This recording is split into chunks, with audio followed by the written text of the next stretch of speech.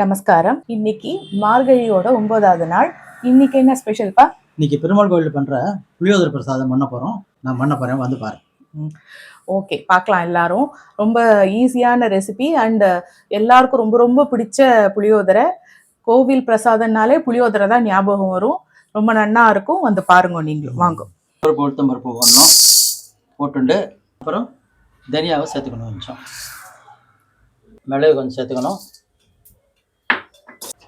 வெந்தயமும் சேர்த்துக்கணும், கொஞ்சம் கடுகு கொஞ்சம் சேர்த்துக்கணும், எள்ளு சேர்த்துக்கணும் கொஞ்சம், இப்போ கருவேப்பிலை சேர்த்துக்கணும், அப்புறம் காஞ்ச மிளகா கொஞ்சம் சேர்த்துக்கணும், பெருங்காயம் சேர்த்துக்கணும்,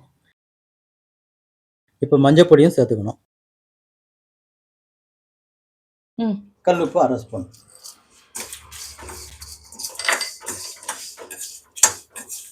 வறுத்து வச்சதை ஒரு தட்டில் தனியாக எடுத்து வச்சுக்கோங்க. பருப்பு வறுத்த வானிலையில் இப்போது எண்ணெய் விட்டுண்டு புளியை வதக்கிக்கோங்க. வறுத்த புளியை சேர்த்துக்கணும், இதோட சேர்த்துட்டு அரைக்கணும், இதோட சேர்த்து அரைக்கணும். தாளிக்கிறதுக்கு எண்ணெய் விட்டுண்டு கடுகு சேர்த்துக்கோங்க. கடலைப்பருப்பு உளுத்த பருப்பு போட்டு வேர்க்கடலை,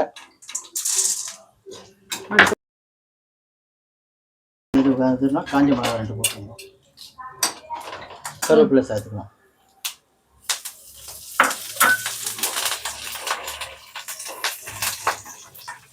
இந்த பொடியை போட்டுடணும்.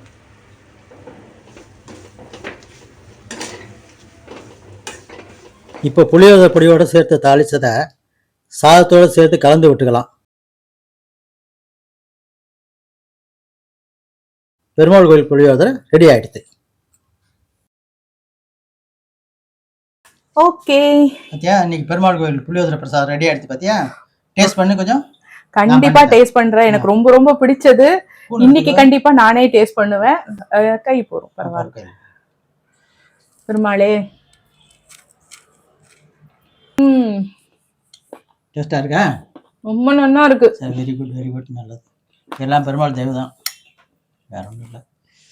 ரொம்ப சூப்பரா இருக்கு. நீங்களும் பண்ணி பார்த்துட்டு எப்படி இருக்குன்னு கமெண்ட்ல மறக்காம சொல்லுங்க. ஷேர் பண்ணுங்க, சப்ஸ்கிரைப் பண்ணுங்க, லைக் பண்ணுங்க. தேங்க்யூ.